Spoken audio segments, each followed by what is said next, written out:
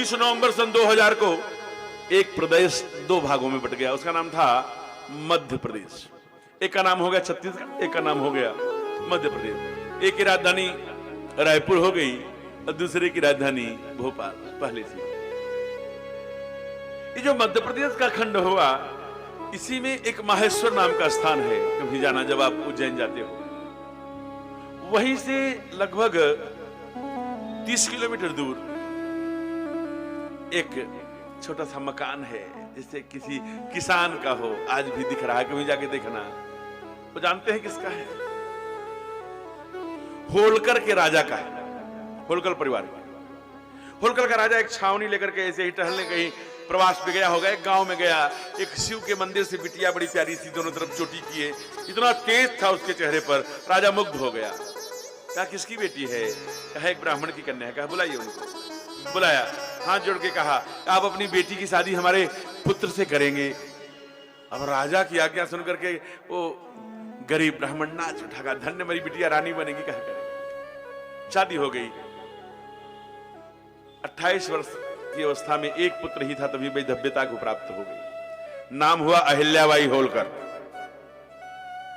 उन्होंने व्रत लिया कि दुनिया में असुरों के द्वारा, राक्षसों के द्वारा, इन हत्यारों के द्वारा, इन गद्दारों के द्वारा जो मंदिर तोड़े गए पूरे देश में, उनका जीर्णोद्धार कराऊंगी।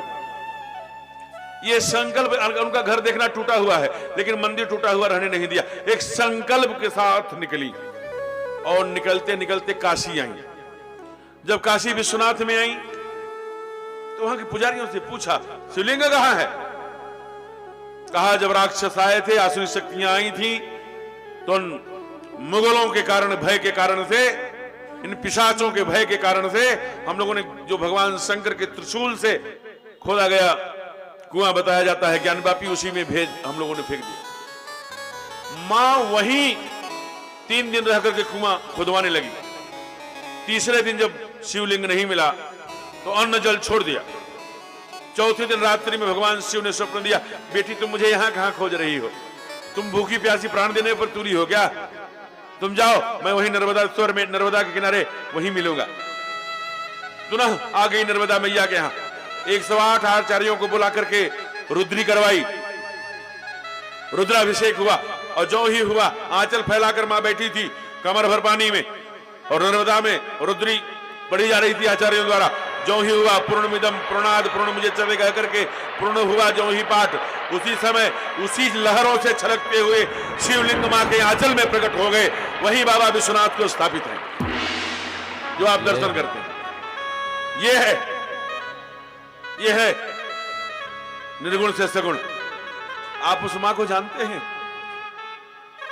ऐसे ही नहीं भाई, आज हम लोग बैठ करके इस भूखंड पर, इस मातृभूमि पर, इस लक्ष्मी की मैया के और मां जगत जननी जगदम्बा मां विंध्यवासिनी के पाद पद्मों में बैठकर कथा गाने का सौभाग्य प्राप्त हुआ है।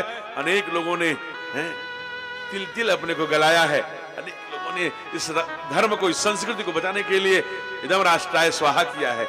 जानते हैं उन्होंने क्या ऑर्डर किया था? मातृवत परदारेषु परद्रव्येषु लोष्टवत। पूरा किसी भी धन को मिट्टी समझी जाए हमारे राज्य में, और पराई मां बहन मां समझी जाए। जो भी कुदृष्टि डालेगा उसे फांसी होगी। कुछ षड्यंत्रकारियों ने उसके बेटी को ही फंसा दिया, जो कि महामंत्री ने नहीं बताया। महामंत्री को 5वें दिन बुलाकर कहा, अरे हमारा बेटा ही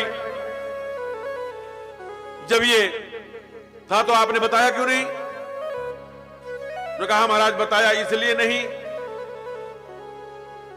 क्योंकि आप एक ही बेटा था, आप निपुती हो जाती है, आपका वंश समाप्त हो जाता। केवल एक बात सुन लीजिए, मां ने क्या उत्तर दिया जानते हैं? मां का उत्तर जरूर आपको याद रहना चाहिए, सभी माताओं को। मां ने उत्तर दिया, मेरे बेटे के लाओ, और अगर धर्म के विरुद्ध काम किया है उसे मृत्यु दंड दो। मेरा वंश रहे न रहे, इस देश में हमारा धर्म जीवित रहना चाहिए।